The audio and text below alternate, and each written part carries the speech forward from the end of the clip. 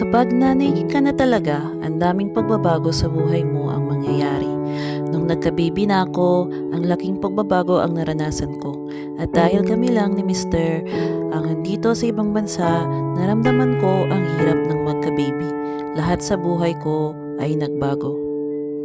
Ang hirap naman, kakayanin ko ba to? Katagang araw-araw ko iniisip, kailan ba ang brighter days?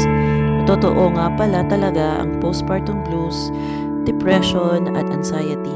Nung nailabas na si baby sa aking tiyan, punong-puno ng kagalakan at kasiyahan ng aming puso ang magbigay buhay. Sobrang saya ang naramdaman namin, pero iba pa din pag nagbago ang hormones. Nung pagkalabas namin ng hospital, puno ng challenges, hirap, pagod, iyak at puyat, pero tuloy lang. Nasa isip ko din kawawa si baby pag wala ako.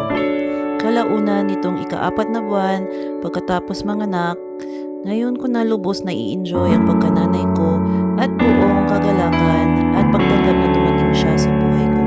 Kaya hindi biro ang magbuntis at manganak. Maraming salamat sa pakikinig. Hanggang sa muli.